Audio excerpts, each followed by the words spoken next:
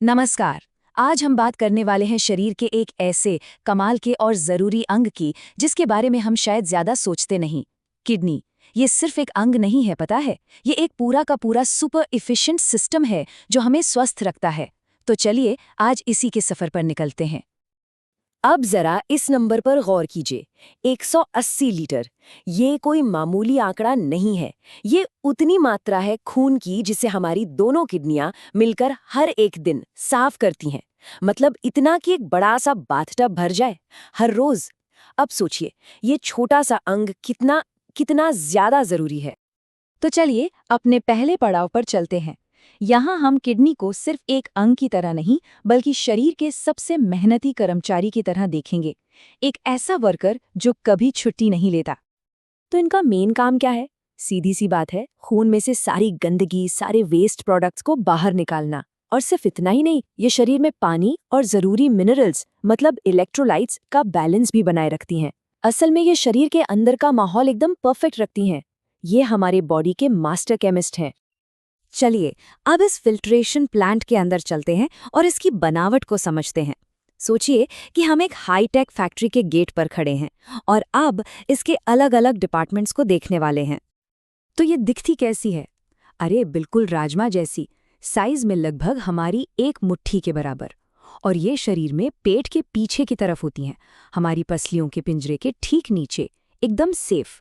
इससे ही पता चलता है कि कुदरत ने इसे कितनी हिफाजत दी है। अंदर से देखें तो ये 3 अलग अलग हिस्सों में बटी हुई है। चलिए जरा जूम इन करके देखते हैं कि ये हिस्से कौन से हैं और क्या काम करते हैं।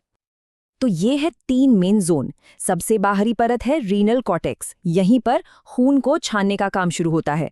फिर आता है अंदर का हिस्सा रीनल मेड्यूला।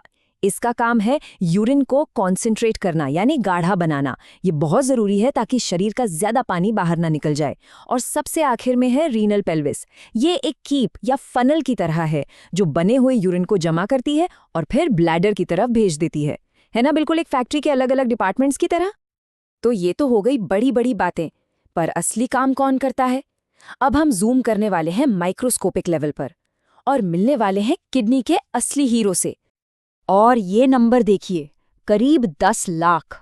जी हाँ, हर एक किडनी के अंदर करीब करीब 10 लाख छोटी छोटी फिल्टरिंग यूनिट्स होती हैं। 10 लाख। और इन्हीं फिल्टरिंग यूनिट्स को कहते हैं नेफ्रॉन। असल में किडनी की पूरी कहानी का हीरो यही नेफ्रॉन है।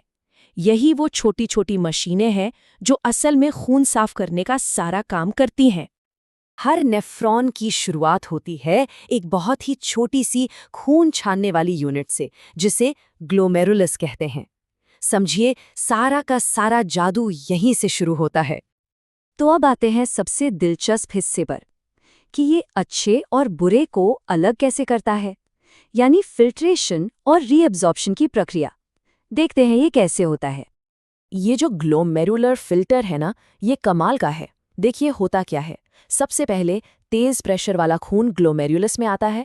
फिर इस प्रेशर की वजह से पानी, कचरा और छोटे छोटे मॉलिक्यूल्स एक बहुत बारीक जाली से छन जाते हैं। और ये जो छना हुआ लिक्विड है जिसे फिल्ट्रेट कहते हैं, वो एक कैप्सूल में जमा हो जाता है। सब कुछ सिर्फ ब्लड प्रेशर से, कोई एक्स्ट्रा एनर्जी नहीं लगती। लेकिन इस जाली की खासियत ये है कि जो बड़े और ज़रूरी मॉलिक्यूल्स हैं जैसे कि प्रोटीन और रेड ब्लड सेल्स, वो इससे पार नहीं हो पाते। वो खून में ही रह जाते हैं। कितना स्मार्ट डिज़ाइन है ना? ताकि कोई भी कीमती चीज़ शरीर से बाहर ना जाए। जैसा कि कहा जाता है, ये सिर्फ कचरा बाहर निकालने के बारे में नहीं है, ये खजाने को सहेजने के बारे में भी है। और यहीं पर आता है दूसरा जादुई स्टेप, रीएब्जॉर्प्शन यानी पुनर्वशोषण। मतलब छनाई में जो काम की चीजें भी निकल गई उन्हें अब वापस लेना है। शरीर को अपना खजाना वापस चाहिए। और ये होता कितना एफिशिएंटली है, ये देखिए। इस चार्ट को देखिए, करीब 99% पानी वापस सोख लिया जाता है और ग्लूकोज पूरा का पूरा 100%। शरीर एक भी ग्लूकोज मॉलिक्यूल को बेकार नहीं जाने देता। कुछ ज़रूरी नमक भी ज़रूरत के हिसाब से वापस ले लिए जाते हैं। मतलब गलती की कोई गुंजाइश ही नहीं है। ये टेबल तो पूरी कहानी एक बार में बता देती है। देखिए, ग्लूकोज ब्लड प्लाज्मा में है, फिल्ट्रेट में भी आ जाता है, लेकिन आखिर में यूरिन में बिल्कुल नहीं। अगर यूरिन में ग्लूकोज आ रहा है तो ये एक प्रॉब्लम का साइन है, जैसे डायबिटीज। फिर देखिए प्रोटीन, ये तो फिल्टर ही नहीं होता, तो यूरिन में आने का सवाल ही नहीं। और यूरिया, ये एक वेस्ट प्रोडक्ट है, ये खून से निकलकर फिल्ट्रेट में आता है और फिर यूरिन में इसकी मात्रा बहुत ज़्यादा बढ़ जाती है क्योंकि शरीर इसे बाहर फेंकना चाहता है। चलिए अब इस सफर के आखिरी हिस्से पर चलते हैं। देखते हैं कि ये फिल्ट्रेट अब यूरिन बनकर शरीर से बाहर कैसे जाता है। तो जो बचा हुआ लिक्विड है वो जाता है कलेक्टिंग डक्ट्स में। यहाँ पानी का फाइनल एडजस्टमेंट होता है और अब ये बन चुका है यूरिन। लाखों नेफ्रॉन से ये यूरिन रीनल पेल्विस में जमा होता है, जो हमने पहले देखा था। वहां से ये यूरेटर नाम की एक पतली ट्यूब से होता हुआ ब्लैडर में पहुंचता है और वहां स्टोर हो जाता है। तो अब फिर से जूम आउट करते हैं और बड़ी पिक्चर देखते हैं। ये पूरा सिस्टम, ये इतनी मेहनत, आखिर ये सब इतना मायने क्यों रखता है?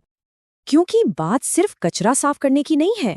किडनी के कुछ और भी जरूरी काम है, जैसे कि ये ब्लड प्रेशर को कंट्रोल करने में मदद करती है, कुछ ऐसे हार्मोन बनाती है जो इसके लिए जरूरी हैं, और तो और ये रेड ब्लड सेल्स के प्रोडक्शन को भी स्टिमुलेट करती है। मतलब ये एक असली मल्टीटास्कर है। तो कुल मिलाकर ये जो कमाल का सिस्टम है ना, ये 24 घंटे 7 दिन काम करता है, सिर्फ इसलिए ताकि हमारे शरीर के अंदर का माहौल एकदम स्थिर और संतुलित बना रहे।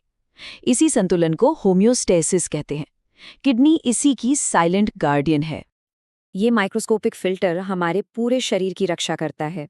तो अंत में एक सवाल, क्या होता है जब ये काम करना बंद कर देता है? ये सवाल हमें सोचने पर मजबूर करता है कि किडनी का स्वास्थ्य हमारे लिए कितना कितना ज़्यादा ज़रूरी है।